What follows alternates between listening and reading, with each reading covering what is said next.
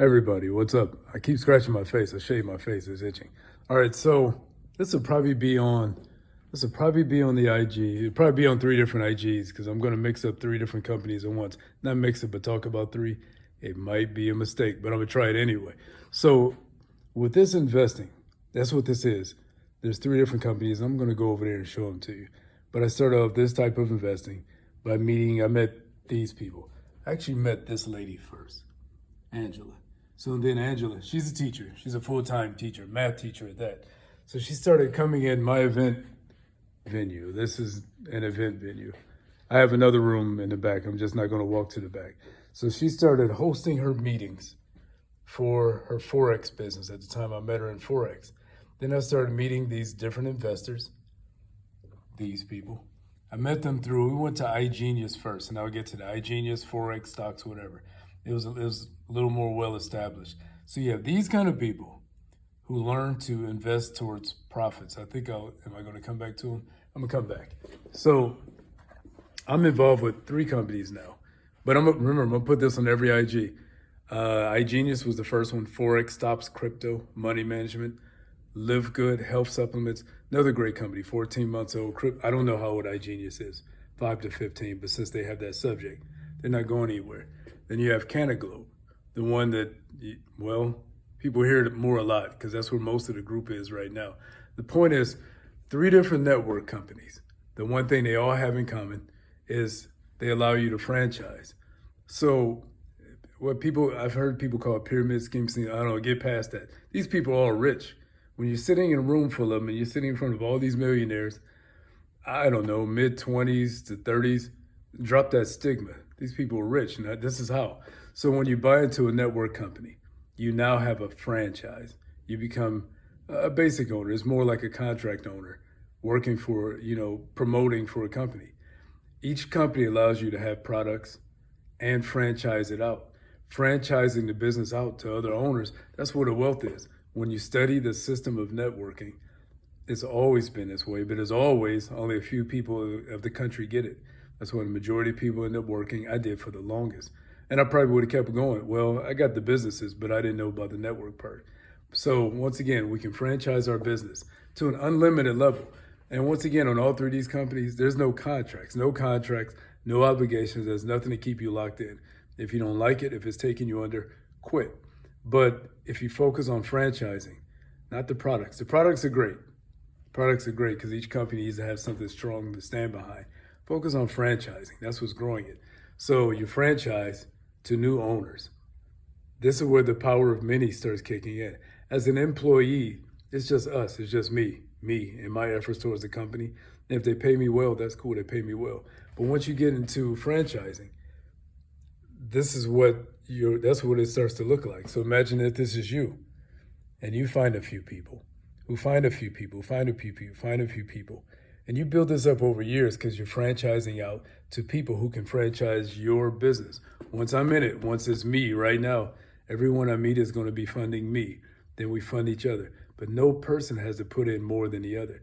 They can if they want to, but they don't have to. You just do your part. But my business here, it's not that different. Like, it's busier this year than it was the last couple of years because I met more people. So my numbers of people are growing, thankfully. Good. Everybody, whoever sees this, thank you. I appreciate it. So my numbers are growing, which is bad. I came out of the pandemic. I lost 2 businesses coming out. So I lost 2. Just the debt was too high. I don't mean to get on that. But this is what it looks like. So I'll start getting more people who refer more people. So more people will come, but it's not a franchise. So it's like getting a product per person, which that's fine too, but it stops at the person. As we franchise this out, our business is growing.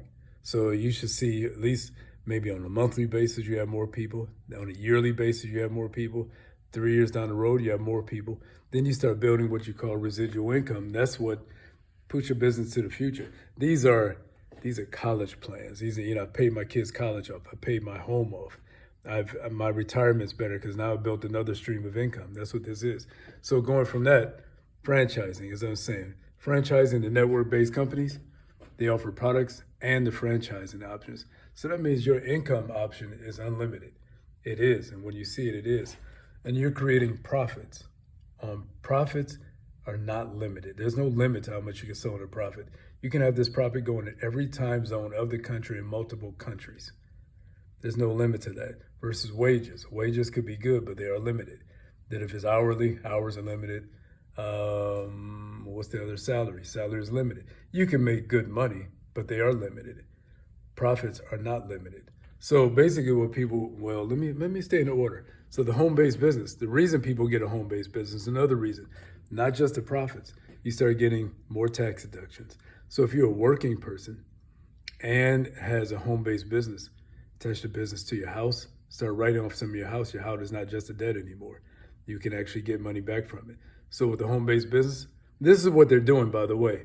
This is how these people are generating so much money, because they start a home-based business. They learn to use these tax deductions, and they might build business credit and learn to put those together. I'm making more money and I'm writing more money off. And you put those things together, you're making more and you're getting more back.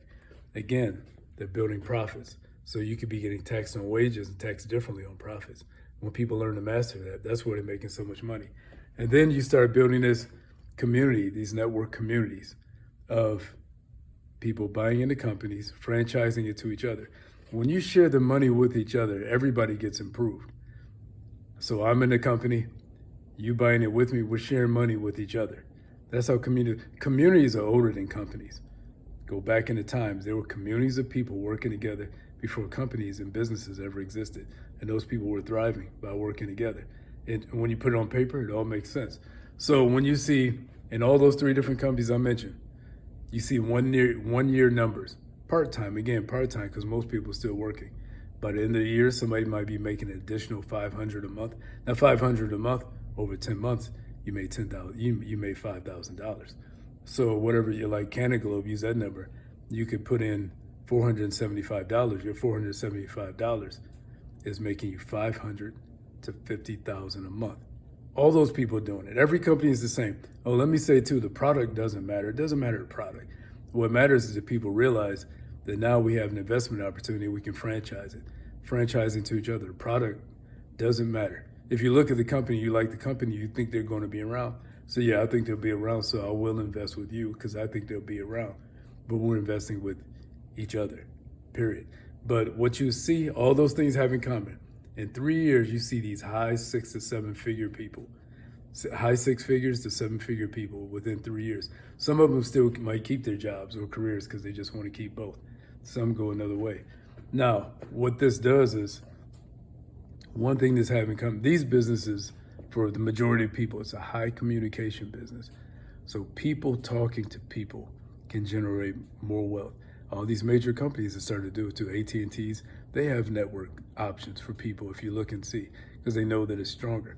But what helps is, you see these motivational speakers, a lot of them came up in network companies, because network companies grow when people share information well. When people are good at sharing information on a good thing, that's what builds wealth. And it's like, I had to put that on my website too. Speakers will tell you how much money they can make from speaking. And it starts in something like this. So these kind of, I'm gonna say network type people who end up being rich, these are what their goals are. Basically, I wrote this quick. Their goals are passive income. They're thinking, how can I generate passive income, especially while you're working? So these companies are passive income on the side that you start building. How can I build residual income? Residual income could be a retirement for some people, money growing into the future. These things are all residual income. When you study people with wealth, two things they have big, they have passive income and residual income. They look for exponential growth. Where can I generate passive income?